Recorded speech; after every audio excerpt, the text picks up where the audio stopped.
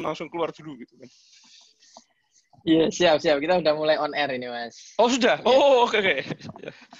Baru saja on air kita. Ya, Assalamualaikum warahmatullahi wabarakatuh. Teman-teman yang ngikutin habis sholat raweh, baik yang terawihnya 20 atau 8, kita akan mulai lagi belajar machine learning bersama Bramandyo Ramadana. Aduh, terbalik ini. Yang belajar machine learning saya sebenarnya ini. Ayo, Mas. Kita sampai mana kemarin, Mas? Oke. Saya serahkan ke Anda deh stage. Stage is yours, Mas. Terakhir kemarin ini nggak salah apa? Terakhir bab 1 selesai kan dari bukunya. Mungkin bukunya diproject dulu kali. Bung Ainun punya versi digitalnya kan? Saya malah nggak punya. Oke. Oh, Anda nggak punya? Oh iya betul. Anda sudah tidak punya versi digitalnya. Oke, saya masih punya apa enggak ya? Nggak jamin juga ini. Iya. Nggak janji ya. Saya coba ya. Saya orangnya tradisional, baca buku biasa. Overdrive.nlp.com ya? Salah. nlp.overdrive.com. Nah, sebentar, tak login dulu library saya. Saya share screen aja kali ya. Share screen Microsoft Edge. Wis. Wah. Oh, ID-nya baru ya? Baru. Aduh, yang keluar kok seperti itu ya? Aduh, aku baru tahu ternyata. Anda yang lagi puasa ini. Kalau saya lagi udah buka. Oh, sorry nih, saya sambil minum. Anda baru mulai puasa ini ya. Iya, aku ada kotak ini. Kotak, tapi Anda nggak boleh minum. Udah selesai. Ada ini kan. Sudah subuh di sana ya. Udah. Tapi sudah habis. Saya baru kelar terawih di sini. Anda baru kelar subuh. Siap, mantap. Nah, bisa Mas. Saya bisa Mas. Sama 5 ini. Sama 5. Kita mau Bab 2. go to chapter 2 kan? Bab 2. Bab 2. Nah udah, berarti gini, tugas saya share screen bukunya, tugasnya Mas Bram share screen codingnya. I don't know, we'll try. Soalnya kan cuma satu screen-nya kan? Kita kan nggak bisa share 2 screen. Oh, ya. We'll see. Yeah. Siap. Oke, how do we approach this? Mungkin kita go through aja kali ya. Kemarin langsung kan pertanyaan kemarin kan. Kalau bab 2 kayaknya kurang cocok ya kalau langsung pertanyaan. Mungkin langsung aja dibahas aja kali ya. Oh, bab 2 exercises-nya langsung hands on, Mas. Exercises-nya hands on langsung. Aduh. Mungkin kita langsung nggak bisa terus.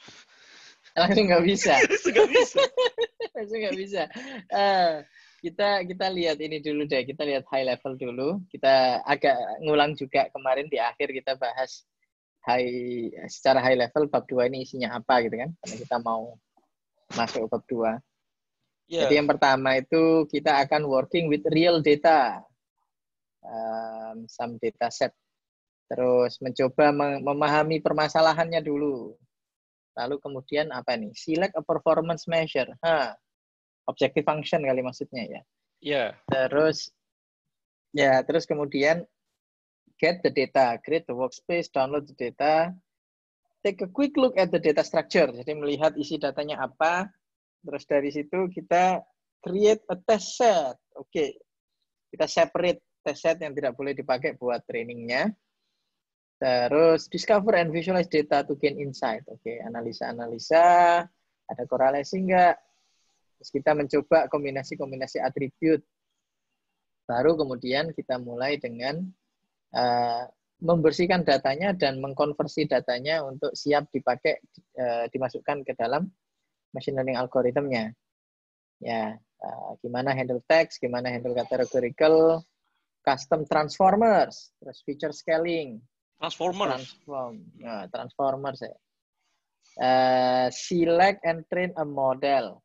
Nah, ini milih modelnya apa untuk memecahkan masalah ini. Terus kita coba training and evaluate.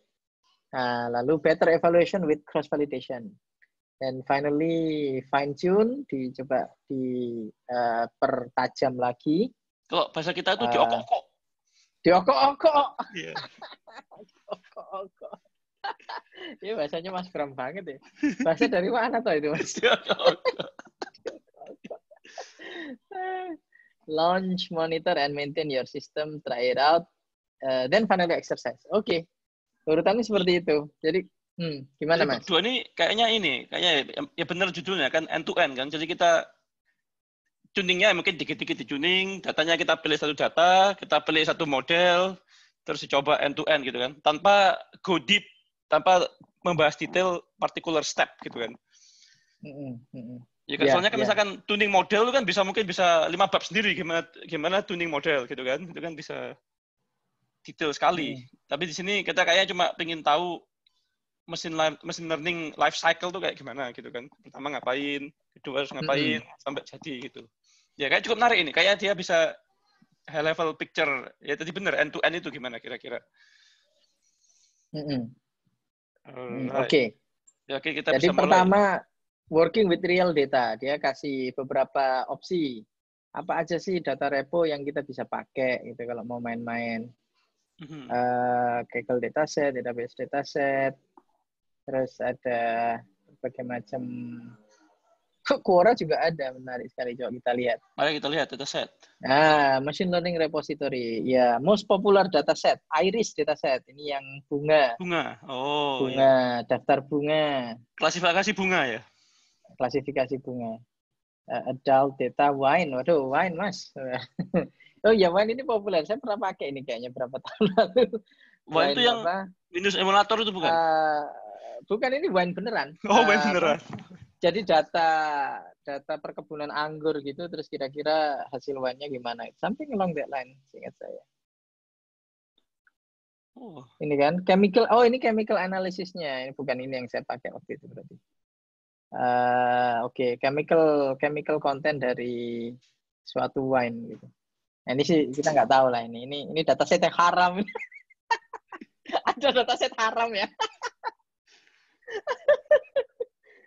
Emang bener ya? Oh iya. Adult dataset. Aduh, kok malah lihat adult dataset. Apa maksudnya? Ya kan jadi Pak kepikirnya jadi aneh-aneh ya. Tapi enggak, ini data. Ini juga populer ini. Saya pernah pakai juga ini. Data adults dari sensus 94. Ini US berarti. Demografi jadi gitu ya? ada demografi, adult demografi. Ada penghasilannya di bawah atau di atas $50,000 per tahun. Terus kalau dia bukan orang asli Amerika itu dari mana, kayak gitu. Ya ini sensus ya, kayak sensus aja sebenarnya ini. Iya. Sensus. Oke, ini dari UC Irvine. Terus Kaggle dataset. Oh iya, Kaggle dataset ini banyak sih ini. Kaggle ini kayaknya terkenal ya, kan mereka yang adakan kompetisi-kompetisi itu kan? Kompetisi data science ya. Iya, kompetisi kayak top codernya data science gitu. Betul sekali. Dan juga itu di acquire juga kan. Kaggle di acquire sama Google kan ya? Hah? Masa sih? Aku malah nggak. Oh iya. Acquired acquisition. Iya kan? Anda ini orang Google malah nggak tahu ya? Aku malah nggak tahu aku. Di dalam Google nggak dipakai, Mas? Kaggle. Dipakai, cuma karena Google itu is so big kan, jadi kalau kita at one place itu kita kadang nggak tahu gitu yang kalau orang yang nggak aktif banget gitu untuk kan ada kayak daily atau weekly newspaper apa gitu kan, kalau orang nggak baca, nggak mengikuti ya mereka nggak tahu gitu kan, karena saking besarnya. Oke, makanya ada Kaggle team di Google. Oke, now sekarang aku ngerti, ada memang beberapa ini. Wah, sih kita bisa belajar dari sana nih kayaknya nih. Siap. Kaggle itu banyak COVID-19 itu nggak dipakai. Ini lagi rame nih, tiba-tiba hot ya. Iya. Ya, kita lihat quick look apa ini isinya. Ini in response to ini dataset dari White House. Oh, US ya. Menarik ini. Kawal COVID 1,6 giga lumayan. Kalau US ya US, Mas. Kawal COVID kan fokus Indonesia. Ini merah putih. Masih merah putih. Oke. Jadi ini outputnya apa ini? Apakah orangnya positif apa enggak gitu mungkin? Wah, saya udah lama nggak buka Kaggle, cakep banget sekarang. Jadi datasetnya udah langsung dikasih ini pakai ya langsung dikasih distributionnya gitu asik. Tuh, asik Mas. Masih banget ya? Apa ini ya? Oke. Apa outputnya? Outputnya, sorry ke back. Nggak sengaja back tadi. Call to action. Text and data mining tools. Machine readable literature ya.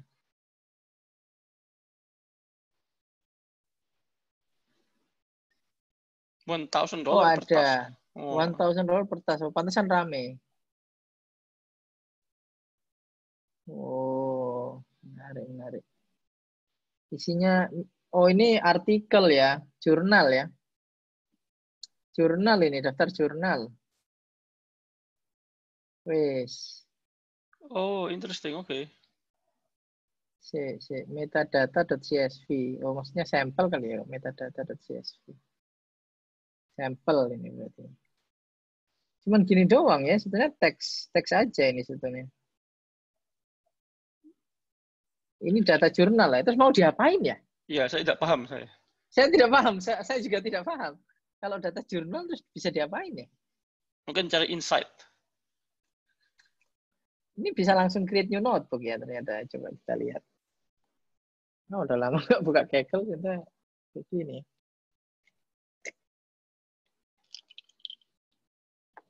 Oh, asik sekali, Mas. Langsung, Mas. Langsung bisa ajar belah ini, Mas. Jadi langsung bisa, datanya langsung di-load gitu maksudnya. Ini terima kasih pada Google ini kayaknya ini. Nggak tahu dia pakai Google nggak ini? Google Notebooks.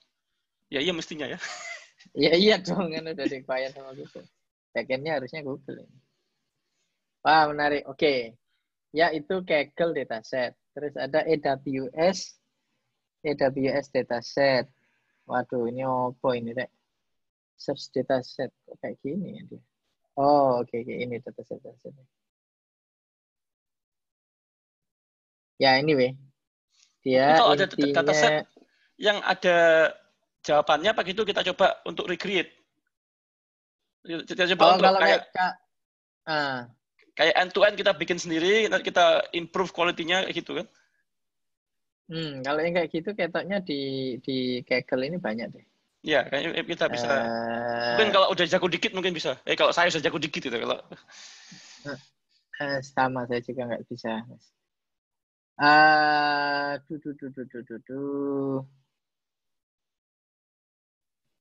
Oke, nantilah dieksplor lagi. Nanti Harusnya kita bisa explore. ngelihat pas competition terus ngelihat hasilnya. Yeah. I think that would be useful exercise, I think. Bisa. Oke, data portal ternyata banyak sekali ini. Oh, Amsterdam Open Data, Andalusia pun ada. Andalusia Open. Oke, kita coba. Indonesia ada nggak? Yeah. Indonesia ada. Oh, ada. Mas. Apa ini isinya? Jakarta juga ada sendiri Jakarta itu. Lihat. Jakarta ada sendiri. Iya, ya, kalau Jakarta ini sih 2015 itu gubernurnya masih ini ya. Ya. Nah, Indonesia nih isinya apa nih Indonesia? Oh, dia cuma ngasih link doang, Mas. Data.go.id. Ini kumpulan portal-portal sih ya, benar juga sih. Jakarta.go.id. Ya. Masukkan kata kunci pencarian. Kata kunci. Apa namanya? Ekonomi coba. Wes. Ya, ini. Cuma kalau nggak salah ingat, data dari portal ini nggak granular biasanya. Dia cuma agregat. Angka-angka agregat. Biasanya gitu. Ingat saya. Anyway, oke. Ini satu lagi kumpulan data yang bisa dioprek-oprek, bisa diokok-okok. Kok cakepan portalnya data Jakarta ya? Ini Ekonomi. keren ini. Iya, ini kayaknya, woi, mantap. Head of datanya Jakarta Smart City teman kita ya. Dulu tim saya di Traveloka. Oh, publik ya? Iwan. Publik. Apanya publik? Datanya publik. Oh iya. Anyway, oke. Terus portal data, Open Data Monitor Eropa. Wis. Wah. Wih, ini Banyak cakep ini. banget ya. Yup. Iya. Cakep sekali ya. Apa itu? Percentage itu apa?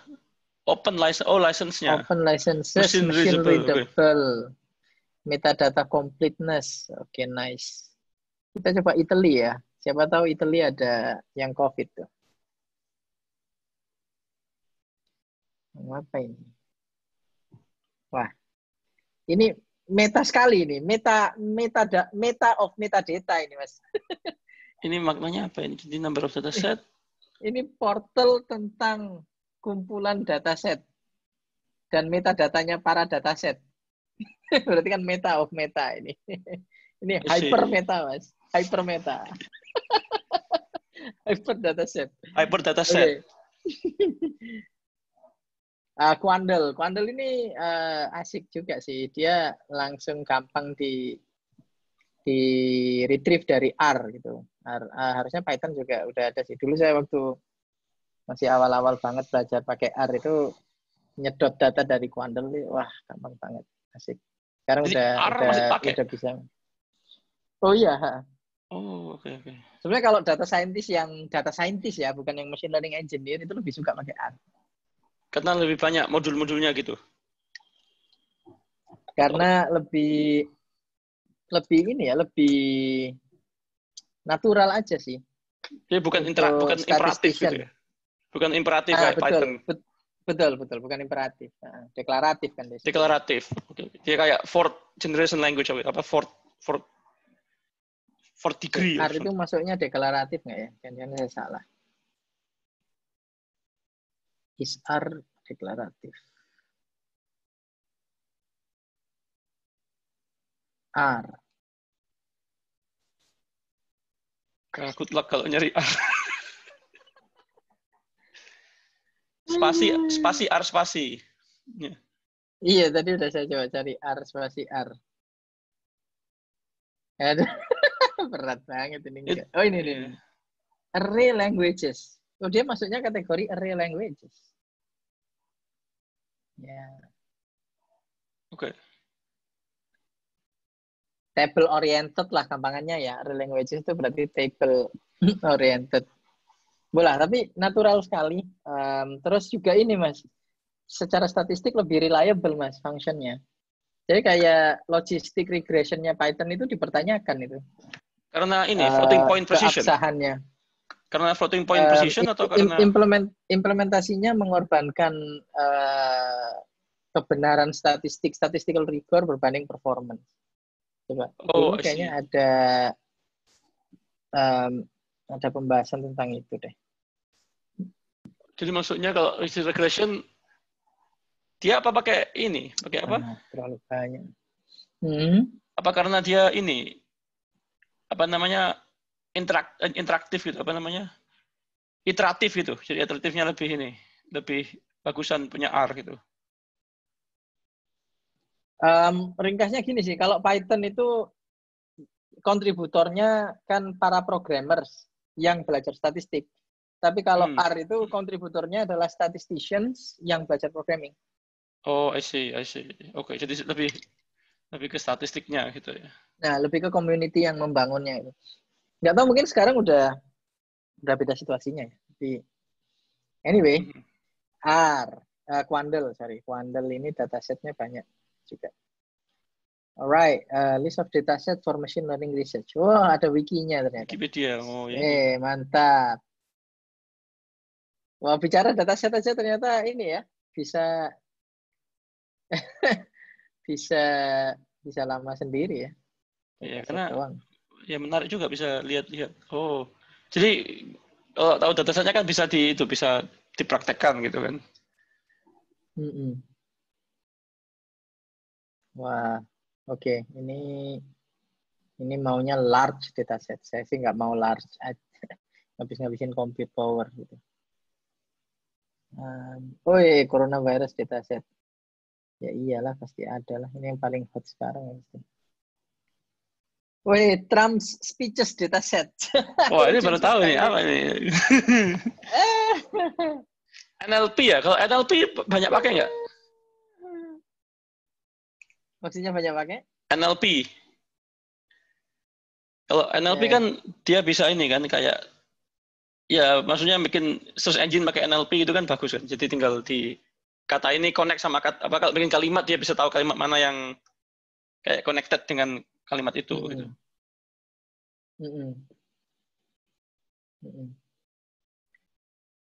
Oke. Alright, lanjut deh Mas. Ya kayaknya jadi tadi ya, cukup kayaknya melihat dataset. Ya. Nah, jadi intinya ada banyak dataset yang tersedia di luar sana yang gratis, publik, open, yang bisa diokok-okok. Yang bisa diokok-okok ya. Ya. Alright, in this chapter we'll use California housing price dataset from StatLib repository. Iki apa caranya ini? StatLib repository. Udah nggak usah di ini, nanti ada itunya kok, nanti bisa langsung masuk ke notebooknya nanti. Oke, how do I go back? Jauh banget.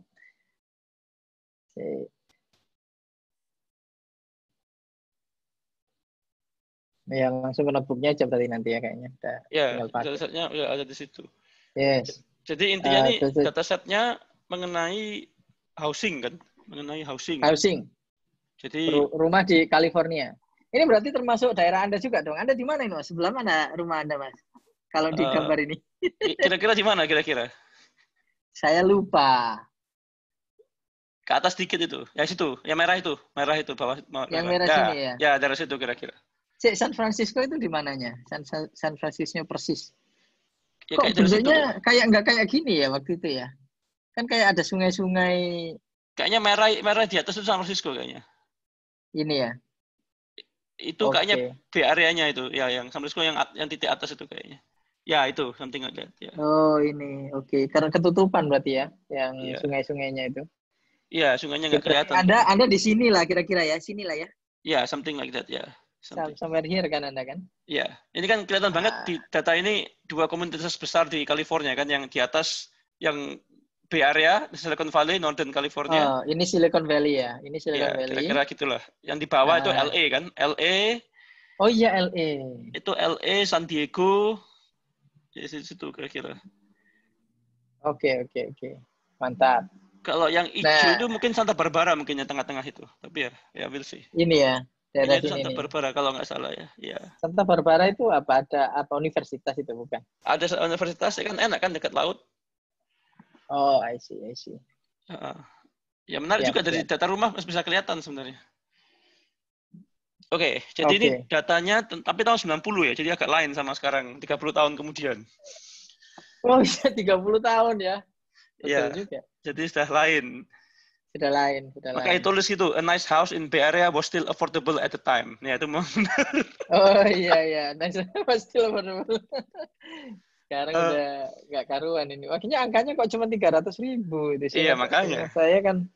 Seingat saya kan ya mengerikan angkanya. Iya, sekarang 300.000 nggak dapat apa-apa. Dapat apartemen belum tentu. Iya. Kalau nggak salah Anda sempat bilang 1 juta kan ya? 1 juta dolar kan ya? 1 juta standar, itu median kayaknya sekitar 1 juta. Median 1 juta dolar. Iya. Terus jadi datanya coba kita lihat, mungkin next kali ya. Jadi datanya itu tentang housing data kan, berarti median housing price. Yeah. Okay, your model should learn from this data and be able to predict the median housing price in any district given all other metrics. Oke, menarik. Ya, jadi datanya itu dikasih ini apa namanya? Mungkin median income, jumlah kamar, apa gitu kan. Lokasinya, latitude, longitude, sama dikasih median house price-nya gitu. Jadi datanya itu di apa each row, satu row itu ininya apa? Group, location. Kayak lokasinya sudah dipetak-petak gitu kan. Ini satu peta gitu. Ya, area. Ya, satu area. Mungkin satu zip code. Mungkin lebih granular daripada satu zip code kali ya. Mungkin. Oh, satu zip code itu luas ya? Satu zip code itu cukup luas di sini. Kayak kalau di Indonesia satu kode pos kan kecamatan. Mungkin Kalau sama di mungkin ya sana kecamatan ya. Sama juga mungkin kecamatan. sama juga ya. Iya, Bukannya ya zip mungkin code itu cuman berapa digit ya di US? 5. Sama kan? Tapi US kan jauh lebih luas harusnya, Mas. Cuma secara populasi sama sih sekitar 300 juta lebih kalau di sana, kalau sing Indonesia 300 juta kurang. Ya. Ya. Oke, berarti sama lah kecamatan lah ya. Kira-kira kecamatan lah kira-kira. Satu kecamatan gitu kan. Oke. Jadi question to ask your boss. Ya, jadi pertama gimana nih? Pertama harus ini, apa namanya? Harus tahu buat apa gitu kan. Buat apa? Betul, harus tahu mau Buat ngapain apa? sih ini gitu. Mungkin cuma buat main-main atau buat gaya gitu kan. Tapi pertama kita tahu oh ternyata ini dipakai buat ini apa? Buat kayak mungkin ini real estate company kali kan, itu kan real estate investment gitu. Jadi ada orang, jadi kita bikin machine learning yang dimasukkan ke machine learning lainnya, yang akan machine learning lainnya itu akan menentukan apakah kita akan invest apa tidak di daerah situ gitu. Oh, mungkin. Ya, jadi kita di sini machine learning kasih data. Oh kita ya, ini ada investment, betul. Ya. Ini ya, investment analysis, ya. Jadi kita dikasih data, terus kita bisa predik ini house price-nya untuk setiap zip code, nanti dimasukkan ke machine learning lainnya yang akan dipakai untuk menentukan mau invest apa tidak di situ gitu kan. Ya. Terus yang menarik lagi di sini, jadi katanya kalau jadi di appendix B itu ada listnya gitu. Kalau kita mau machine learning problem apa aja stepnya 1, 2, 3, 4, 5 gitu. Di sini udah mengikuti step itu, tapi sudah diambil misalkan step 1 frame the problem gitu. Step 2 apa gitu, ada di listnya situ ada. Sama dia udah di ini ya. Ini ya maksudnya. itu listnya. Jadi kita mengikuti list yang ada di appendix frame B. the problem. Jadi kita udah frame the problem, udah ya, udah tahu ya. Ya itu tadi, mencoba memprediksi harga supaya bisa tahu investment insights-nya. Yep. Terus nih bahas soal pipeline. Pipeline itu ya intinya ya pipeline ya input, diproses output, terus outputnya dipakai lagi buat proses berikutnya gitu kan. Terus yang menarik lagi, tadi kan udah tahu buat apa, terus ditanya lagi ini berikutnya mau ini apa namanya? Apa komparasinya gitu? Kalau kita bikin machine learning ini nanti sebelum ada machine learning ini gimana solusinya gitu? Ternyata solusinya manual katanya ada agen-agennya yang pakai cara-cara manual untuk menentukan harga rumahnya gitu, prediksi harga rumahnya. Jadi pakai pengalaman lah. Oh ya, pakai apa? Wisdom. Iya. Waduh, ini kejadian lagi nih Mas. Rumus-rumusnya amburadul kalau di sini sayangnya. Oh, oke. Iya nih. Tuh kan hancur kan. Ya, sepertinya kita harus langganan Safari, Mas. Langganan Orehi. Ya, coba mungkin kita bisa solid off gitu sebelum next session. Iya, kita subscribe dulu lah satu nanti. Ya, bisa diatur itu. Bisa diatur. Terus berikutnya menentukan ininya, metodenya. Apa? Performance measure. Metode, ya. Performance measure dulu toh. Objective function-nya kan. Sebelum itu dia tahu. Dia tahu ini adalah apa namanya? Ini apa namanya? Regression problem gitu kan. Apakah dia kan outputnya bukan kategori kan. Outputnya kan kayak harganya berapa gitu kan. Ini yang di sini nih maksudnya ya. Ya, jadi itu part of framing the problem sebetulnya. Ya, jadi ini betul. Ini supervised atau enggak? Ini classification atau regression. Jadi ini supervised, ya kan? Karena ada jawabannya berarti supervised. Yang kita bahas di episode 1 panjang lebar ya. Tapi waktu itu enggak live di Facebook kita episode 1. Oh, tidak ya. Ya kayak film tadi itu. Ya, tapi udah record. Nanti saya upload ke YouTube lah. Ya, kayak film itu kan, Star Wars episode 4 keluar dulu, ya kan? Ya. Jadi jadi ini classification bukan classification kan, karena itunya. Bukan. Jadi ini regression. Karena kita menebak angka kan, kita menebak median harga rumah. Berarti ini regression. Kita tidak menebak kategori gitu. Kalau classification kan cowok apa cewek, orang kaya apa orang kelas menengah atau orang kelas bawah. Nah, itu kan classification kan seperti itu. Orang Kalau kita sederhana atau menebak bukan angka, gitu ya. orang nyolot atau bukan gitu kan. Iya. Tapi kalau ini bisa juga kenapa? Saya jadi terpikir ini, Mas. Gimana kalau kita bikin classifier berdasarkan tweets gitu kan? Classify buzzer or not buzzer. Oh iya. Oh iya. Saya lagi di okok-okok sama buzzer soalnya. Oke, Mas, sorry. Tadi Anda mau bilang apa? Oh enggak, tadi mau bilang ini apa? Kan bisa juga, walaupun ini menebak angka, tapi mungkin bisa diganti jadi harga rumahnya mahal apa murah gitu. Mahal, sedang, Oh ya. murah. Oh ya, benar. Kan? Kalau kayak gitu jadi classification ya. Ya, kalau gitu jadi classification kalau mahal, sedang, murah. Tapi kalau angka berat jadi regression. Oke. Ya, siap. Sip. Ini apa lagi? Multiple regression ini apa, Mas? Baru lihat saya. Kalau More value-nya specifically, this banyak. is a... Kalau feature-nya banyak jadi multiple regression. Ini nggak tahu sih aku. Bukannya regression juga memang begitu ya? Iya, I think this is arbitrary gitu. Kayak mereka kalau kasih nama multiple regression kalau banyak. Iya, kasih nama seenak-enaknya aja. Iya. Ya terserah deh. Oke, boleh lah. Univariate regression. Jadi cuma satu gitu yang ditebak. Iya, outputnya cuma satu. Okay. Ya, kalau ini masih masuk akal. Yang tadi itu kayak baru tahu saya. Multiple regression. Bukannya semua regression juga multiple ya? Ya mungkin ada single input, single output. I don't know. Single input, single output ya gitu ya. Itu rumus aja dong. Nggak tahu sih. Cuman ngeplot chart aja itu berarti.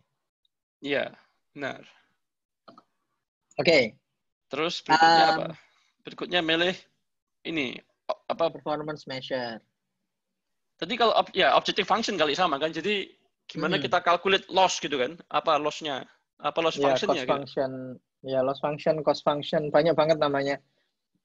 Pokoknya objective function-nya apalah gitu. Apa yang kita mau lakukan, apa yang kita mau ukur. Iya. Terus dibahas ini. Jadi ada beberapa cara yang ditulis ini. Yang pertama adalah pakai root mean square error gitu. Ya, apa itu Mas? Silakan. Waduh.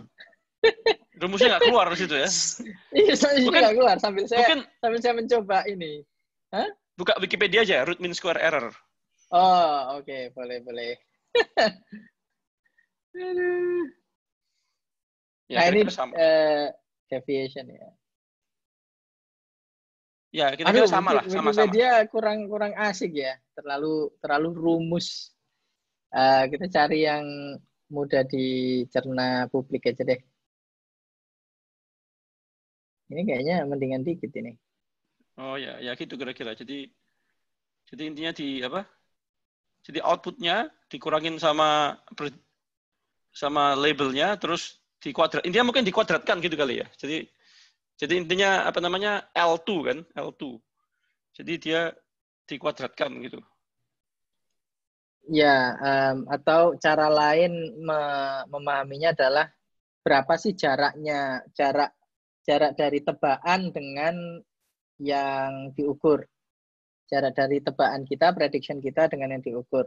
Nah, kalau kita pakai jarak, kalau 2 dimensi kan Pitagoras. Pitagoras kan ini kuadrat ditambah ini kuadrat, ya kan? Terus di akar. Ya seperti itu ya. Cuma yang benarnya sini kalau Pitagoras kan kita misalkan kita ada kalau kuadrat itu kan Pitagoras itu kan berarti jarak 2 titik kan di kuadrat terus ditambah terus diakar gitu kan? Iya, kalau ini dibagi 2 ya. Tapi kalau ini di rata-rata. Iya, di rata-rata dulu baru diakar. Di rata-rata dulu. Bagaimana itu? Mengapa begitu gitu? Bukannya lebih masuk akal kalau kenapa kok nggak diakar dulu gitu kan? Jadi jarak masing-masing terus di rata-rata. Jadi rata-rata jarak gitu kan kalau yang apa? Kalau diakar dulu kan jadi di rata-rata jarak. Aku mikir dulu. Iya, apa bedanya? Kenapa dibagi dulu ya?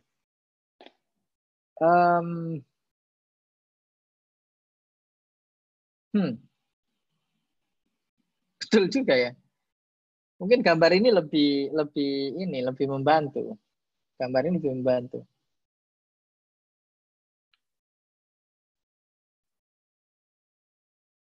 Mikir aku. Iya ya, kenapa ya? Kenapa pakai dibagi dulu? Terus kenapa kuadrat? Kenapa enggak misalnya pangkat 4 gitu? Kenapa enggak kuadrat? Oh, jadi bukan Pythagoras kali ya. Kalau Pythagoras kan di kuadrat dulu baru di minus kan? Ini kan di minus dulu baru di kuadrat. Jadi mungkin bukan. Enggak, minus itu kan ngambil jarak ininya, Mas. Oh, Jarak dalam dimensi itu. Jarak dalam dimensi itu. Jadi udah di minus itu udah sisi segitiganya lah kalau 2 dimensi. Jadi kan kayak koordinat ini dengan koordinat ini. Jadi kalau di minus kan jadi jaraknya. Koordinat ini dengan koordinat ini. Bentar, kalau ini merupakan, kalau y-nya itu 2 dimensi gimana? Jadi kan yi itu kan 2 dimensi kan, yang y hat itu kan 2 dimensi misalnya kan. Kalau feature-nya 2 berarti kan 2 dimensi. Kalau dikurangkan itu maknanya apa jadi? Maknanya adalah. Oh enggak. Kalau Enggak, 2 salah. dimensi, kalau 2 dimensi itu y1, y2, Mas. 2 dimensi kan. Ya, y1, y2 itu. Jadi y1 minus y1 hat minus y1 kuadrat. Terus y2 hat minus y1 minus y2 Oh, I see. kuadrat. I see. Oke. Ini n ini itu apa namanya? Jadi n-nya itu dimensinya. Bukan itunya ya. Betul. Dimensinya. Tiap fitur itu, tiap angka itu Bukan ya. gitu kan? Bukannya y1 hat itu. Data point, sorry. Data point ya maksudnya ya. Oh iya, data point ya kalau dalam hal ini, sorry. Prediction point sebetulnya kan? Iya, jadi cuma 1 berarti kan? Jadi kan ini Sorry. Ini ngelindur ini, bukan vektor itu. Ya, bukan vektor. Bukan ya. Ya, Anda benar. Berarti kalau multidimension berarti yi ini adalah satu vektor ya. Maksudnya, tapi kan outputnya cuma 1 kan? Kita bicara Karena regression, karena univariate itu tadi. Makanya harus dipahami gitu, univariate. Kalau univariate jadi perlu ya. Yang multiple itu tadi kayak nggak perlu ya. Definisi multiple nggak perlu ya. Oke, Oke, betul. Ya, berarti. Iya ya, kenapa harus dibagi dulu ya? Aku kok jadi malah nggak bisa beranjak dari diskusi ini. Kenapa kok nggak boleh di ini? Kenapa kok nggak boleh kenapa kok harus dibagi n dulu ya? Kenapa harus dirata-ratain dulu ya? Mungkin itu sebabnya dikasih namanya min, Mas. Ya, benar ya. Kan root mean square error gitu kan. Jadi ya nggak paham saya tidak sampai situ. Iya, saya tidak paham kenapa begitu. Tapi pokoknya ini yang de facto dipakai untuk menggambarkan deviasi, untuk menggambarkan error. Kalau goblok-goblokannya saya mencoba memahaminya gitu, ini kan jarak dari tebak-tebakan dengan data aslinya, itu kan berarti kan error.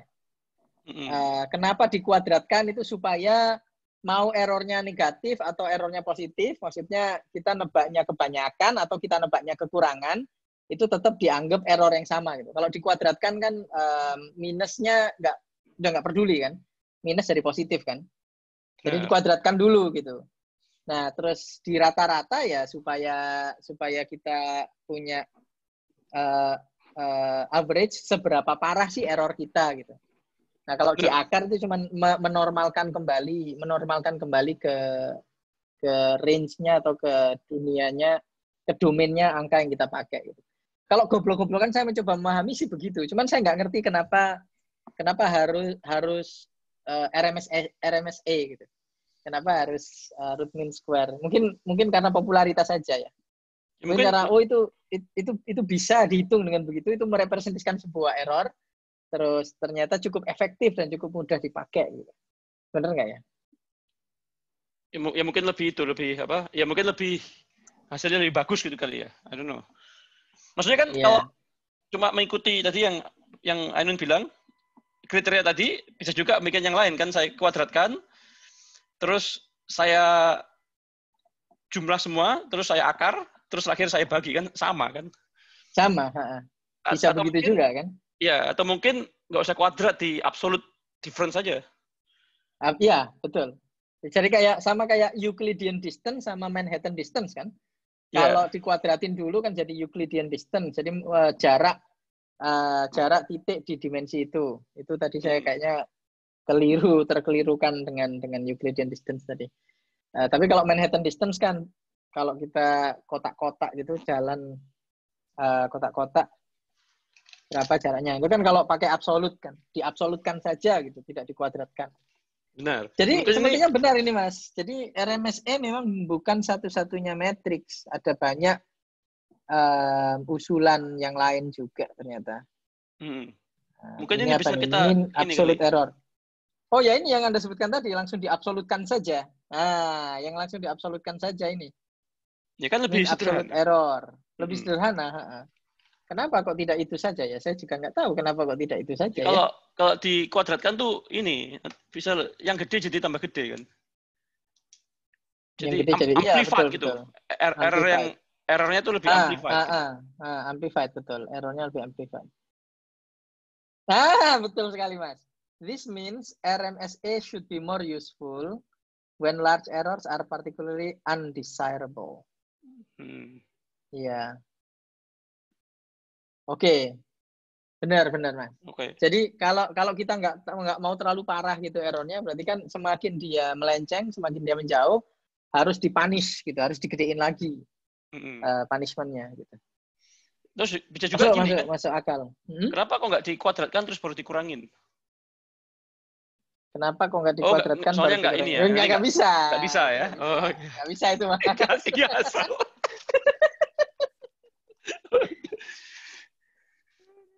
Yeah. Oke, kita bahas RMSE aja bisa nyangkut gini ya. Sih Mas, aku tak coba login Aureli Mas. Oh ya, siap. Apa kita pura-pura trial lagi aja ya. Start a free trial lagi pakai email yang lain gitu. Kayaknya saya punya email yang lain deh.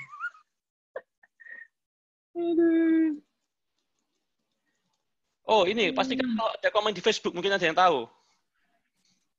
Iya, ada yang tahu apa tuh? Iya, ada yang komen tadi Mas. Ini monggo dolar komen Mas. Bang Calit. Apa feedbacknya itu? Feedback dari yang sesi lalu itu kita harus sering-sering cek Facebook gitu kalau ada orang yang komen. Sehingga iya, agak lagging tapi. Oke. Komen di Facebook. RMS Prop Optimizer sering dipakai di TensorFlow Mas. Wah, kita belum sampai sana ini. Waduh, udah advance kayaknya nih. Ampun. Tulis root dulu mean ya. square itu dipakai untuk mencari rata-rata tapi hasilnya gak nol. Mas Wisnu Subekti, maksudnya apa ini? Root mean square itu dipakai untuk mencari rata-rata tapi hasilnya gak nol. Ya apa maksudnya Mas? Saya tidak paham.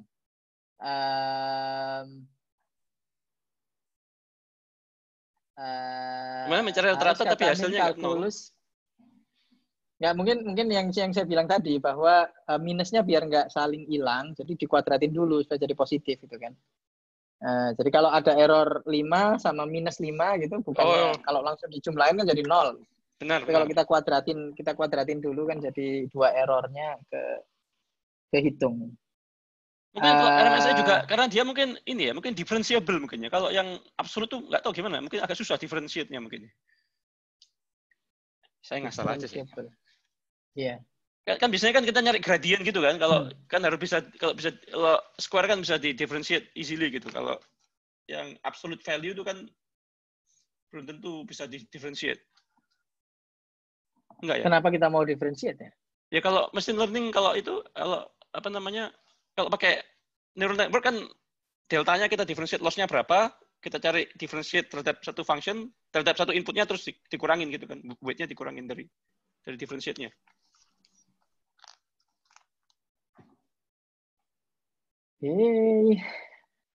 Not sure. Kita pakai trial lagi deh Mas. Nanti kita bayar. Kita bayar lah, bisa lah. Kita bayar lah nanti. Kesian amat nggak modal. Bukunya bagus-bagus daripada yang tadi. Yang mana? Yang library tadi ya. Aduh, yang muncul sungguh mengejutkan yang muncul dari library. Oke. Oke, nice. Ini looks much better. Aduh, memang harga tidak bohong ya. Kok add to playlist gimana sih? Oh, ini daftar isinya di sini. Nah, oke, working with real data. Ini mau. Oh, RMSE. Select a performance measure. Tuh. Atypical, dia typical aja kan. Jadi nggak harus juga sebetulnya. Tapi yang populer memang itu. Root mean square error. Gives an idea how much error system typically makes the prediction. Nah, ini tadi kuncinya, Mas. Higher weight for large errors. Kenapa kuadrat itu jadi penting gitu kan? Karena kuadrat itu amplify, memperbesar. Kalau errornya makin besar, dia gedein lagi gitu. Error 3 jadi 9, error 4 jadi 16 gitu. Wah, 9 ke 16 jauh. Ya, benar. Ya itu masuk akal. Itu masuk akal itu. Masuk akal. Nah, cuma kita nggak tahu kenapa harus di rata-rata dulu gitu kan. Kenapa nggak di rata-rata dulu baru di akar gitu. Iya. Nggak tahu lah. Pokoknya kita manut aja lah. Ini rumus ajaib dari para magician statistik RMSE. Oke, pakai. Mungkin sebenarnya ada eksplanasinya, cuma kita tidak paham. Kita ini kan science kan.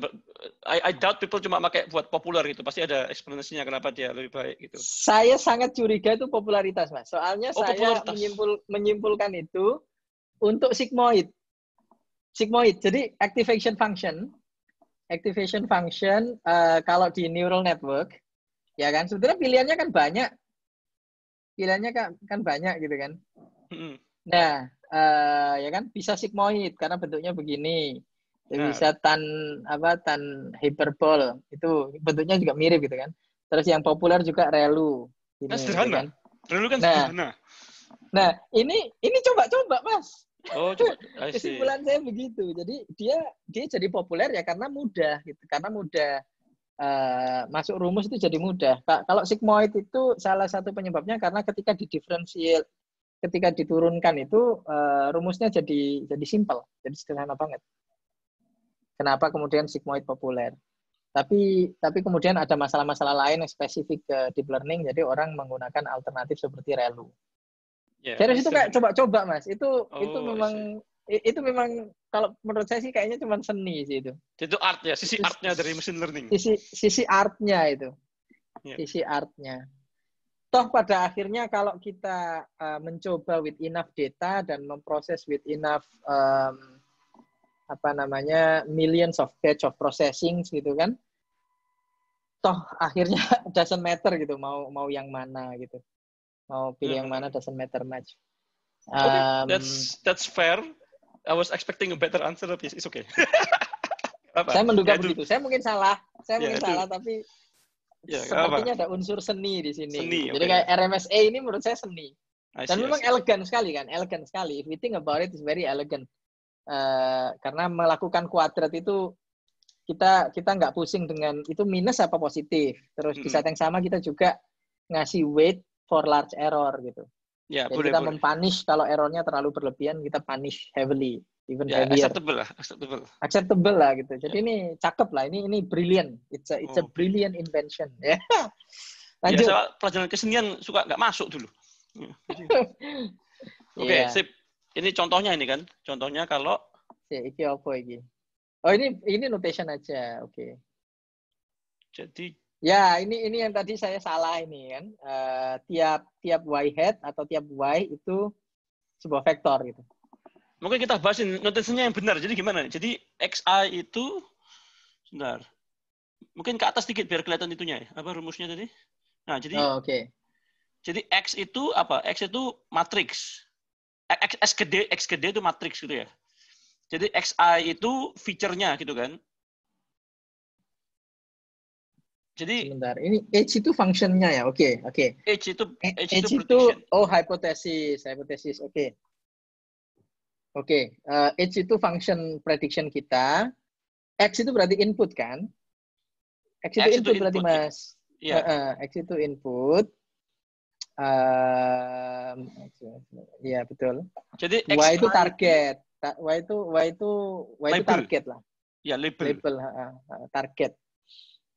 I itu merupakan input yang nomor berapa gitu kan. Jadi for I equals 1 to M. Jadi ada M samples, M training samples. Jadi kita for each training sample kita cari loss-nya gitu kan. Jadi kan XI itu feature ke I, bukan feature training sample ke I, YI itu label dari sampel ke I gitu. Correct. Ya kan, jadi terus correct. Ya, jadi XI itu feature-feature yang ke I, jadi sampel point yang ke I kan feature-nya banyak. Kita masukkan ke hipotesis, keluar ini ya kan, keluar prediksi dari harga rumah tadi kan. I had. Ya, keluar prediksi dari harga rumah, terus kita kurangkan dengan harga rumah yang sebenarnya. Yang sebenarnya. Terus dikuadratkan, ya kan? Dikuadratkan. Terus kita jumlahkan untuk semua dataset yang kita pakai buat ya, kita jumlahkan semua, terus terakhir kita bagi. Ya. Jadi cuma sampel terus diakar. Oke lah, masuk akal. Ya. Ringkasnya sebetulnya rumus ini RMSE maupun ternyata ini dipakai juga di sini dijelasin juga MEI. Tadi yang langsung di absolut saja, nggak pakai dikuadratkan. Itu intinya cuman sekedar cara kita untuk mengukur tebak-tebakan kita itu seberapa bagus sih gitu, atau lebih tepatnya seberapa jelek. Karena yang diukur kan errornya, yang diukur adalah seberapa jauh kita meleset. Baik itu pakai root mean square error ataupun pakai median absolute error, mean absolute error, itu intinya kita mau mengukur seberapa jelek prediksi kita. Kalau kejelekan kita itu bisa sampai 0, berarti kita ganteng. Oh, itu ya. Bener ya Mas ya? Kalau kejelekan kita seminimal mungkin berarti kita orang baik, kan gitu kan? Iya, orang baik-baik saja.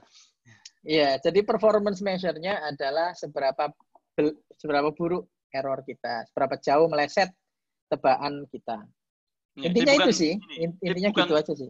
Bukan mengukur kebaikan, tapi mengukur kejelekan gitu intinya ya. Iya, kita meminimalkan kejelekan. Benar. Karena kita tidak ada yang sempurna. Iya, boleh. Oke. Berikutnya apa ini? Check the assumption. Pakai check the assumption skala ya.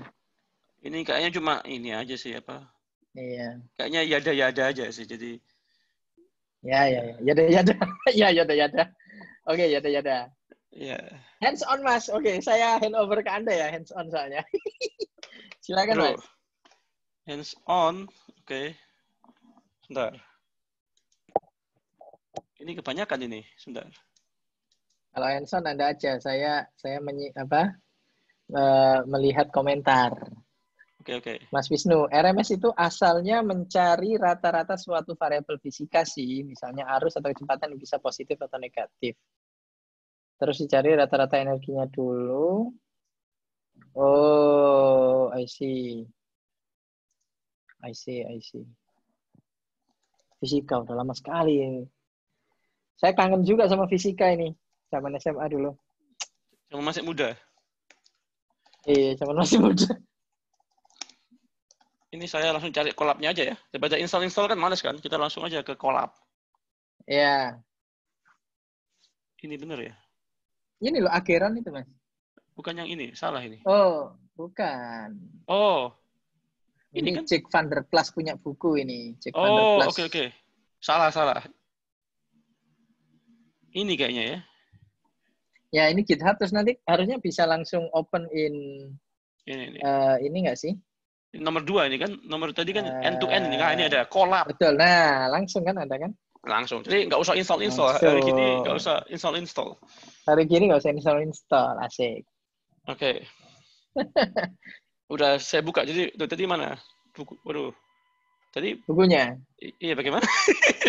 Bagaimana caranya ya? Ini share nggak bisa dua, Mas. Bukan, mendingan kamu aja buka deh yang punya buku. Oh, bisa, Mas. Coba. Bisa, Mas. Bagaimana? Saya share juga. Mana tadi? Nah, kelihatan dua-duanya nggak ya? Ini gimana caranya ya? Gimana caranya bisa kelihatan?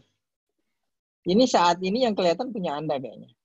Oh, mungkin tergantung lagi ngomong apa enggak. Jadi kalau saya lagi ngomong, berarti kan ke saya nih.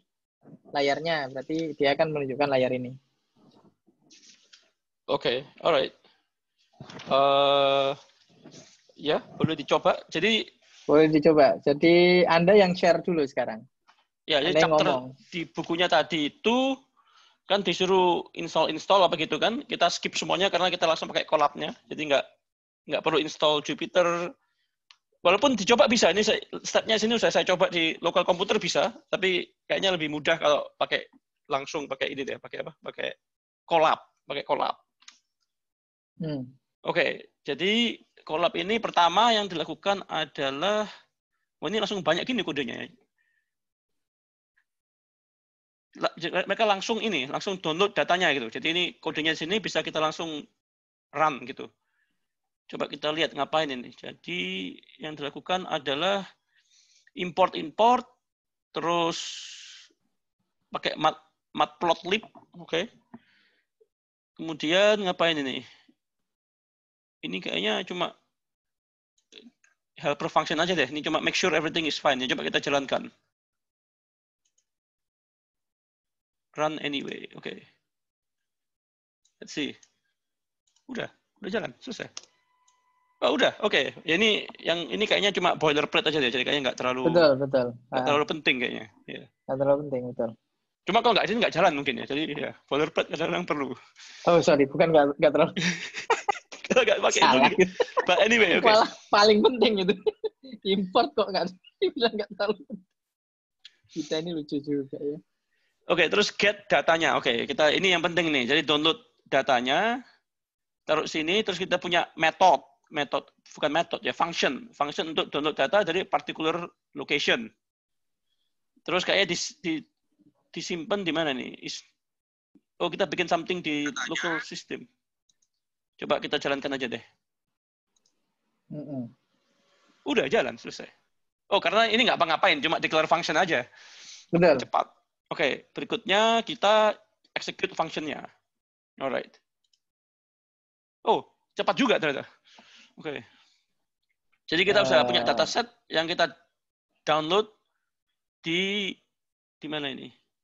Di local kan? Di local namanya ini housing. Iya. Ada somewhere in local kita punya file namanya housing gitu kan? Iya. Oke, berikutnya pakai Panda. Wah, aku nggak pernah pakai Panda. Oke, kita coba deh pakai Panda. Jadi ini yang dilakukan adalah kita buat method lain untuk open, untuk buka file yang kita download tadi.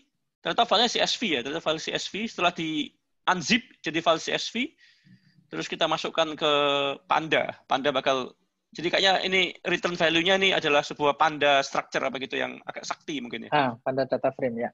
Ya, oke, kita jalankan. Oh, jadi housing ini bisa apa aja nih housing ini? Coba. Jadi isi datanya apa aja tuh? Jadi bisa ada .head ini kayaknya long. Oke, head itu untuk nunjukin 5 records teratas. Headnya bisa Anda kasih angka juga kalau mau. Coba ya, kita melihat 20 gitu bisa ya. Oh, oke. Jadi 20 yang pertama ada, jadi ini kan jadi apa kayak table gitu ya. Table satu row itu satu sampel, feature-nya di kolomnya ini kan, kolomnya feature. Oke. Latitude, betul. longitude. Jadi ada apa aja? Latitude, longitude, housing median age. Jadi ini umur rumahnya kali ya. Umur rumahnya 40 tahun. Umur rumah. Tua umur rumahnya lah ya harusnya ya. Kok tua banget ya? Memang di sini banyak rumah tua kalau di sini. Oh, oke. Dan ini tahun 90 loh. Ini data tahun 90 loh. Cuma tahun 50-an. Oke. Total room, total bedroom, population, households, median income. Kok total roomnya 800? Kenapa kok? Ada berapa banyak room di daerah situ kan? Jadi satu zip code, satu kecamatan jumlah kamarnya. Iya, ini cuma beda lat longnya cuma beda apa? Beda sedikit ya. Digit kedua. Digit kedua itu berarti sekitar berapa ya? Sekitar saya nggak masuk pelajaran itu. Pelajaran longitude. Lat long decimal precision. Let long decimal precision. Decimal places 2 itu setara 1,1 kilometer, Mas. Oke, jadi sekitar 1 kilo ini. Kilometer. Jadi mungkin ya. Tapi itu dua ini kan. Oh ya, gesernya ada yang 1, gesernya 2. Ya, jadi mungkin ini sekitar bukan 1 kilometer square lah. 1 kilometer square. Ya, jadi bukan zip code berarti ya. Zip code kan lebih gede dari 1 kilometer kan. Jadi ini, ya pokoknya ada kira-kira 1 kilometer persegi gitu ya. Kira-kira. Oke. Jadi total kamarnya aneh juga ya. Kenapa kok dihitung total kamar ya? That's very interesting. But ya, oke, anyway. Jadi dalam 1 kilometer persegi ada 880 kamar. Iya ya, kenapa ya kok? Oke. Ada total 129 bedroom. Yang tadi apa ini? Ini berarti bathroom. Kamar secara umum ya. Oh, oke. Living room, kitchen gitu kali ya. Living room dihitung, kitchen ya. Oke. Population 300. Oke. 300 orang yang di situ ada 126 keluarga. Ini kan kira-kira. Median income 8,3. Ini kurang aneh juga. Apa 8,3? Median income kok 8,3. Oke. Ini harus dilihat nanti apa maknanya nih. Median house value 450,000. Oke, this makes sense. Oke.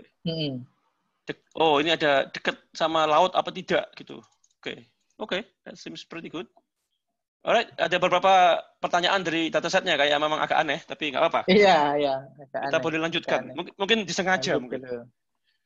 Ya, ini mungkin disengaja. Ya. Biar kita harus transform biar dulu. Kita mikir. Iya kan ada bab transform kan. Iya, transformer. Saya langsung terpikir ini kan rasio antara bedroom dengan total room. Jadi kalau rasio antara bedroom dengan total room itu kecil, itu berarti kan lebih banyak studio kan, lebih banyak apartemen-apartemen kecil yang 1 bed terus 1 kitchen. Jadi serumah cuma 2 kamar gitu misalnya. Benar. Atau dua bed 1 kitchen. Benar. Ya, it makes sense. Ya. Oke, ada lagi .info. Jadi Panda ini sakti gitu ya, dia bisa buat lihat-lihat gitu ya, Panda. Oh, Panda core data frame, oke. Oh, ini sama dia di summarize ini jadi. Longitude, latitude ada 20.000 yang non null. Jadi ada 20.000 sebentar. 20.000 entries. 0 itu 20.639. Wait. What does it mean? Okay, let me see. Oke. Jadi kayaknya ini ada 20.639 ini kali ya. Baris, tapi cuma ada 20.640 yang ada isinya or something. I don't know. But anyway, okay, this is basically di summarize untuk tiap, bukan per baris tapi per kolom. Jadi P-nya semuanya float kecuali yang terakhir. Yang terakhir string ya. Yang terakhir string. Okay, that's fine. Kita lihat. Housing bracket this one value count. Oke, apa ini? Oh, ini kerannya bisa dijalankan langsung ya? Oh ya. Ya, jadi ocean proximity itu isinya lebih kecil dari less than 1 hour. Apa itu? Lebih kecil dari 1 hari ya. Less than 1 hour ketemu laut. Sih, jadi dia bisa summarize particular kolom gitu ya. Satu kolom ocean proximity sama dia disuruh kayak value-nya apa aja, count-nya berapa. Benar. Unique value-nya apa, count-nya berapa. Jadi karena jadi yang dekat ocean 1 jam dari laut 9.000, yang enggak 6.500. Ada near ocean ini berarti apa? Mungkin enggak sampai sejam gitu ya. Oke. Nearby berarti dekatnya Teluk. Oke lah, ini kayak ya pokoknya datanya aja gitu lah. Ada island 5, oke. Interesting. Oke, sounds good. Terus ada lagi method describe. Apa ini describe? Ininya, statistiknya. Mean, standard deviation, percentile, sama persentalnya ini. Oke. Jadi persentalnya longitude ada sekian. Jadi minimumnya 124 sampai 32. Oke. Alright. Oh sorry, 124 sampai 114. Kenapa kok minus semua? Kenapa kok dari minus 124 sama minus 114? Longitude. Karena itu Amerika memang minus ya, memang itunya. California berarti kayaknya minus, betul. Oke. Alright, latitude-nya positif. Oke, sounds good. Oke, I think this is reasonable, right? Kayaknya cukup oke ya. Tapi pertanyaannya, beberapa pertanyaan adalah ini, income-nya kok aneh kan? Masa income-nya 3? I don't know, what does it mean? Terus yang agak aneh tadi total room-nya juga agak aneh. Kenapa kok total room yang dihitung? Oke, anyway. Oh, bisa ngeplot. Asik. Coba kita plot.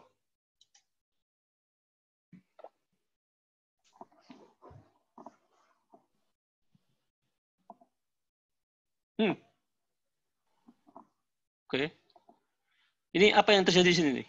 Kita bikin import, terus bikin Ini histogram. distribution, ya, histogram untuk ngeplot distributionnya tiap numerical attribute saja. Jadi tiap feature kita plot gitu kan, kira-kira. Ya. Nah, kayak ini misalnya median housing median age itu kan kelihatan kalau ada beberapa peaks gitu kan. Jadi ini rumah-rumah yang relatif baru gitu kan. Ini rumah-rumah yang anyar grass, rumah-rumah yang relatif baru. Yang agak tua dikit, rumah yang tua. Yang tua banget terus tiba-tiba ada yang jebret gini. Ini nggak tahu nih kok tiba-tiba melonjak tinggi sekali nih. Rumah yang tetes tua gitu ya. 50 tahun ya. Rumah yang sangat tua itu paling banyak gitu kali ya. Menurut ini. Kali ya. Nggak tahu kok satu ini biasanya ini Mas, mencurigakan ini Mas. Mungkin data kotor. Ya, outlier ini. Data kotor kalau melesat seperti ini. Jadi intinya kita disuruh gini tuh biar kita lihat datanya gitu kayak apa gitu ya. Biar untuk mungkin ada hal-hal yang aneh kayak ini agak aneh kan. Kenapa begini kan? Iya. Kenapa kok? Nanti kita lihat. Iya. Oke, masuk akal. Ini ada parameternya bins 50, aku nggak tahu apa. Pokoknya ini kayaknya parameter buat histogramnya gitu kan. Ada 50 bin. 50 bin masing-masing kira-kira 20 sampai 15 gitu isinya atau ini ya. Enggak di ini aja. Jadi kalau range-nya dari 0 sampai 50 misalnya angkanya, kalau 50 bin ya. Oke. Ya. Oh, maksudnya 20 sampai 15 ini itu cuma ukuran aja sih, ukurannya kotaknya. Oh, oke, I see. Oke. 20 kali 15 apa piksel kali ya? Oh, piksel, I see. Kali. Oke. Coba kita ganti 15. 1 gitu. Iya, coba.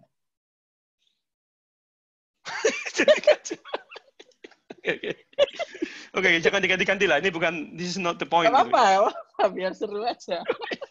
Kan diokok-okok, Mas. Memang perlu diokok-okok. Coba binsnya digedein, Mas. Oh ya, benar. Mungkin kita tahu yang housing median ini kira-kira mungkin yang ini yang besar ini bisa di further bisa di expand lagi gitu, bisa di betul. Long tail-nya biar kelihatan. Ya, coba kita lihat. Ini kasihan juga kolabnya dia suruh ngebin gini 200, bikin bin banyak-banyak. Iya, ngeden ya. Iya, kasihan dia. Oh, ini tambah aneh lagi nih, lihat nih. Jadi yang satu tuh kayaknya tetap satu bin itu yang. Iya itu berarti itu tadi kayaknya value yang pokoknya sampah dikasih angka itu semua gitu kayak. Iya. Mungkin yang sisa-sisanya yang nggak tahu ya. 99 gitu. 99 udah tembak aja 99. Kan sudah gitu. Ya, kayaknya begitu kayaknya. Cuma satu ini yang gini. Oke, jadi kayaknya binnya lebih digedein lebih bermanfaat kali ya. Coba tergantung selera. Kalau saya sih suka granular begini sih. Granular ya? Malah saya tuh suka ini distribution plot, Mas. Kalau histogram itu sangat tergantung bin size kita seperti apa. Tapi kalau distribution plot itu kan dia paksa jadi continuous kan. Saya lebih suka gitu sih. Kalau ini kan discrete kan, discrete, ya benar. Nah, jadi kalau kita salah pilih ukurannya bin, mungkin kita akan terjebak itu tadi nggak nyadar kalau ternyata ada insight menarik di balik situ. Soalnya binnya mesti equal size ya, binnya nggak each bin have the same size gitu kan? Nggak ya, iya kan? Harus equal size, yes, correct. Equal size kan, jadi kan. Yes. Mungkin kalau binnya 10 mungkin datanya lain nanti keluarnya. Ya, coba aja. Mungkin nanti keluarnya lain gitu. Mungkin bisa jadi ada yang hilang gitu kan. Granularity-nya enggak. Nah kan jadi tampak normal. Kok jadi merasa lihat banyak jari tengah begini? Ya kan, kalau gini kan tampak normal. Banyak banget. Kita kena fingers banyak banget ini, Mas. Gak sopan ini. Ini diagramnya nyolot ini. Itu tergantung kamu nyanyi gimana, Nun. Iya, iya. Terlalu banyak lihat meme saya. Oke. Ya, kalau gini kita, ya aku setuju kayaknya. Kalau gini, we totally see different things, ya kan? Iya kan? Bisa tertipu juga. Jadi kayak itu tadi, housing median age. Itu kan kita cuma ngelihat, oh cuma ada satu peak. Jadi seolah-olah cuma ada satu peak di 30-an ini kan. Padahal ketika kita pinnya kita kecilin lagi, peaknya ada setidaknya 3 tadi kan. Nah, kalau pakai probability density function itu langsung halus. Coba Mas, ada nggak probability density function kalau di Pandas apa ya? Matplotlib. Matplotlib PDF. Oke. Density plot. Plot apa? PDF. Oke. Density plots bisa. Keluarnya malah ini lain PDF-nya. Iya, jangan PDF. Density plot aja. Density. Oke, density plot. Nah. Oh, ini ada nih. Oke. Komannya apa tuh? Read CSV, head, histogram. Histogram tadi udah, kita pakai histogram kan tadi. Ya, sip. Ini yang tadi kan, ya ini histogram juga. Ini Van histogram fill. Ini mungkin yang tadi Ainun bilang ini tadi. Jadi apa namanya? Yap. Density-nya mana? Ini density plot. Oke. Jauh banget. Oh, harus pakai Seaborn ya. Oh, ini saya tidak paham nih apa ini SNS. Histogram true. Terserah mau coba apa enggak. Saya ini ketahuan nih, saya udah nggak pernah hands on ini. Ini saya tidak paham. Jadi subset SNS harus import dulu Seaborn. I see. Terus pakainya Seaborn. Oke lah, kita skip dulu deh. Ya, skip dulu nggak apa-apa. Oke. Ya itu, kalau ada density plot kan lebih halus. Jadi seringkali insights yang otherwise kita miss out karena kita salah pilih ukuran bin itu nggak miss out. Itu apa bisa diapproximate dengan histogram with last number of bins? Betul. Almost like that. Cuman problemnya ketika ini Mas, ketika ada data point yang misalnya ngumpul gitu di satu angka, misalnya gini. Kalau ini gini kayak household ini ya, atau longitude tadi ya. Ngumpul di satu area, terus di tempat yang lain itu dia jarang-jarang. Nah kalau kayak gitu, yang long tail itu jadinya kurang underrepresented. Kalau pinnya kecil-kecil. I see, it makes sense. Yeah. Karena pin size harus sama ya. Pin size-nya harus sama. Karena pin size-nya harus sama, betul itu. Oke, that makes sense. Ya, makanya explore. Jadi memang harus dicoba-coba. Harus diokok-okok. Mungkin ini satu action item. Besok depan coba plot histogram. Siap. Plot ini density plot maksudnya. Ya, sorry. Kok histogram. Ya, density plot. Oke, sip. Berikutnya apa nih? Oh, ini apa namanya? Ini kayaknya mau bikin test set ini. Kita mau bikin tes. Iya. The answer of what? Universe and everything. So, iya. The most popular seed number itu kayaknya. 42. Nah, ini kan the answer of ultimate question of life, universe and everything. Oh, yeah. Yeah.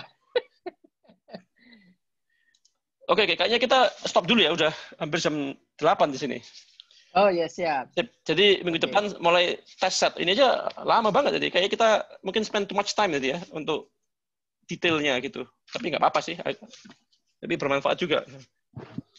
Ya, yang penting enjoy sih. Kalau mau langsung hajar blast juga boleh. Ya, nggak apa-apa. Kita coba besok aja gimana Mas? Besok same time. Same time besok ya. Besok hari apa ya? Sunday this time. Sunday my time.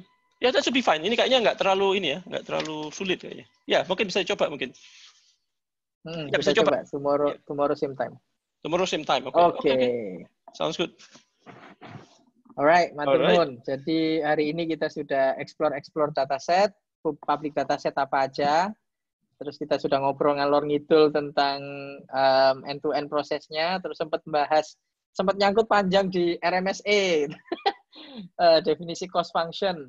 Kenapa kita mengukur error atau mengukur kejelekan kita gitu kan? Mencoba meminimalkan kejelekan, tapi yang kita ukur adalah kejelekan kita itu. Kenapa kok pakai dikuadratkan dulu terus dibagi terus diakar gitu. Yap, seperti itu. Terus ini explore dataset yang dipakai, distribusinya, histogram, sama some samples of the data. Terus masih ada question mark ya, kenapa angkanya kok sekian, kenapa ya, itu yang kita cek. By the way tadi Mas Wisnu komen yang kalau mau lihat yang di download bisa dilihat sebelah kiri Mas.